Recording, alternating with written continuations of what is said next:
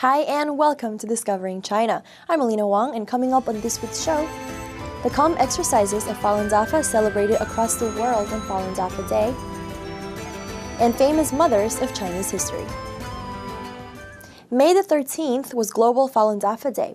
Practitioners of the Chinese spiritual practice celebrated the occasion with activities across the world, including New York. We went there to find out what it's all about. May the 13th is World Falun Dafa Day. It's the 21st anniversary of Falun Dafa, also known as Falun Gong, being introduced to the world. People in over 100 countries have been practicing Falun Gong since Master Li Hongzhi first publicly taught it on May 13th in 1992.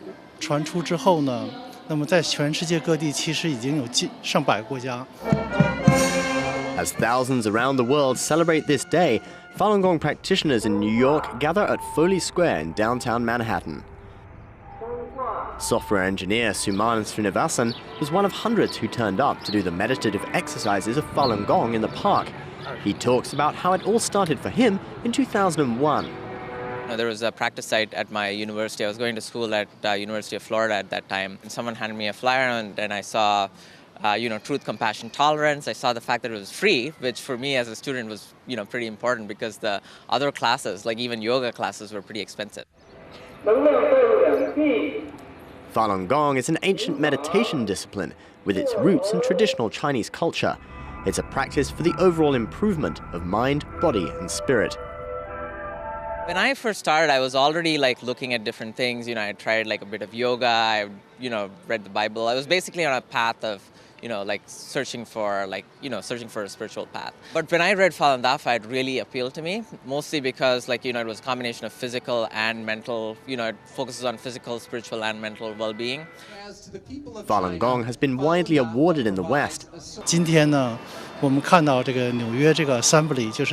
Today we received letters of congratulation from the New York Senate and Congress to show their support and appreciation of Falun Gong and to acknowledge the benefits of the practice.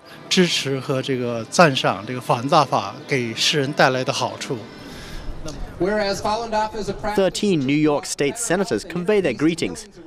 World Falun Dafa Day event host Liam O'Neill reads part of their message.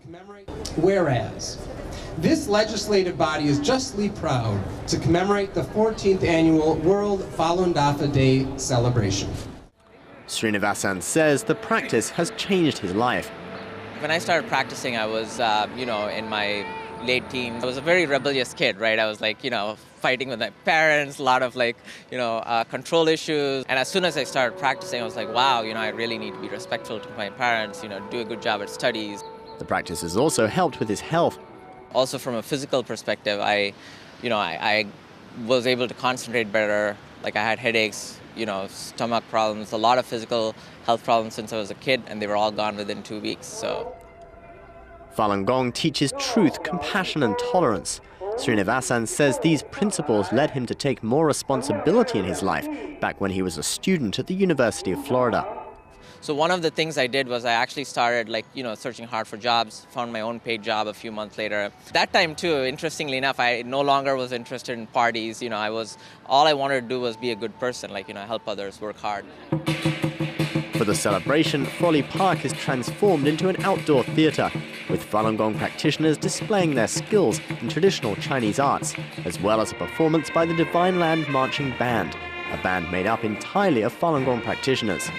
Although New York Falun Gong practitioners enjoyed celebrating the beauty of the practice on this sunny spring day, not all practitioners in the world were able to celebrate.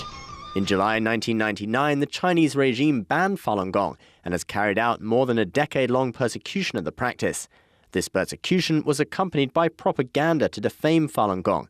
Falun Gong practitioners hope to dispel the misconceptions about their practice through the celebration activities.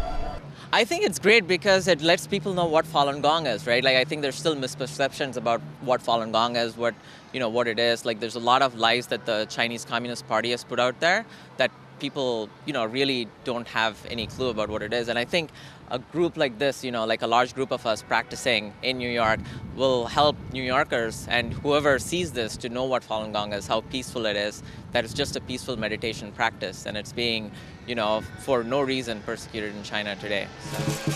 World Falun Dafa Day falls on May 13th every year. Falun Gong practitioners continue to show the beauty of their practice to the world and call an end to the persecution in China. Last Sunday was Mother's Day. In praise of mothers and their influence in society, the 19th century American poet William Wallace once wrote, "The hand that rocks the cradle is the hand that rules the world." In this episode, we bring you the story of two famous mothers from ancient China. Yue Mu, the mother of the great General Yue Fei from the Southern Song Dynasty, and the mother of philosopher Mencius, who lived 3 centuries BC. Ancient China has many notable women who were mothers to famous individuals in Chinese history. Through their virtuous upbringing, wisdom and support, these exemplary mothers helped to shape the destiny of the children and the nation. One famous mother was Yue Mu, the mother of the great General Yue Fei, who was born in 1103 towards the end of the Northern Song Dynasty. Yue Fei's parents were humble farmers in what is today's Henan province.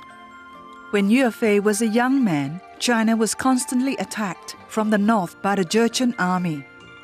At the time, the Song imperial court urgently needed soldiers to defend the country. One story has it that Yue Fei was so caring and loyal to his mother that he was ready to stay at home to look after her instead of going to war. But his mother would not let the son do that. Knowing his son was torn between loyalty to the country and filial piety for his mother, Yue Mu encouraged her son to embrace the honor of defending his country. To inspire her son, she tattooed 4 Chinese characters on his back, Jin Zhong Bao Guo. It means to serve the country with loyalty. With his mother's blessing and unwavering support, Yue Fei joined the army and later became one of the greatest military generals during the Southern Song Dynasty. When his mother died in 1136, Yue Fei took leave to respect the mourning period. But he was called back for duty to fight in a battle against the Jin dynasty in the north. Today, General Yue Fei is a symbol of filial piety and loyalty. His mother is revered for the significant role she played in shaping her son's destiny. Ancient Chinese history has another famous mother. She is Zhang Shi, the mother of Mencius, one of China's greatest philosophers who lived during the 4th century BC. When Mencius was still a child, his father passed away. His mother had to care for him alone, and although they were very poor, this did not stop her trying to find a good environment for her son's upbringing. One story has it that Mencius' mother moved house 3 times before finding a suitable home. The first home was near a cemetery. She noticed young Mencius imitating the mourners in funeral processions and realized it was not a good environment for her son. So she moved near to a marketplace. But when she saw Mencius imitating the traders' haggling voices, she decided to move again. She didn't want her son to behave like the traders, as in ancient China, merchants and traders were considered the lowest social class. Mencius' mother then moved to a house near a school. When she saw Mencius imitating the scholars, she was assured that it's the right place to bring up her son. Inspired by the scholars, young Mencius went to study and grew up to become one of the most famous Confucian scholars. Today, the expression Mencius' mother 3 moves, or Meng Mu San Qian, in Chinese has become a well-known Chinese 4-character idiom.